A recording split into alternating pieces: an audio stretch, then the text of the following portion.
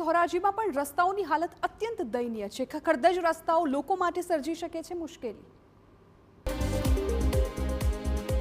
Bhavnagar corporation દ્વારા છેલ્લે કરેલા સર્વે પ્રમાણે શહેરના 114.96 કિલોમીટર લંબાઈના કાચા રસ્તા અને 891.4 કિલોમીટરના પાકા રસ્તા કોર્પોરેશનના ચોપડે બોલે છે।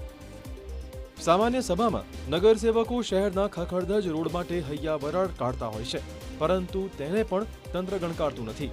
શાસક પક્ષ પણ બીમાર રોડના કારણે હાલાકી ભોગવી રહેલા લોકો માટે અધિકારીના કાન આમળવા નબળા પુરવાર થયા છે।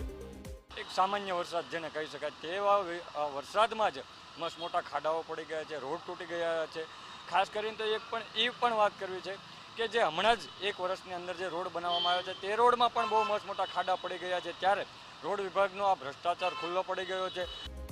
બીજી બાજુ કોર્પોરેશનના સ્ટેન્ડિંગ કમિટીના ચેરમેને શહેરમાં જ્યાં ખાડા પડ્યા છે તેની પાછળ વરસાદને જવાબદાર ઠેરવ્યો છે કે સવા કલાક દોઢ કલાકમાં જો આટલો વરસાદ પડે તો એક આ રીતનું દ્રશ્ય સર્જાતું હોય છે, પણ એના કરતાં વિશેષ એવું છે કે જે રોડની ટાઈમ મર્યાદાઓ પૂર્ણ નથી થઈ એ લોકોને અમે ધ્યાન ઉપર મૂકી દીધું છે। આ તરફ રાજકોટના ધોરાજીમાં રસ્તાઓની હાલત દયનીય બની ગઈ છે।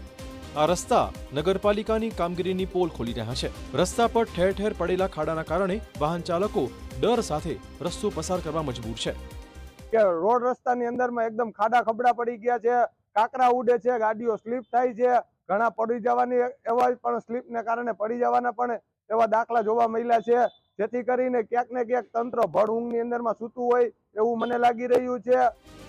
આ કમરતોડ રસ્તાનો ઉકેલ સ્થાનિક તંત્ર ક્યારે લાવે છે તે જોવું રહેશે।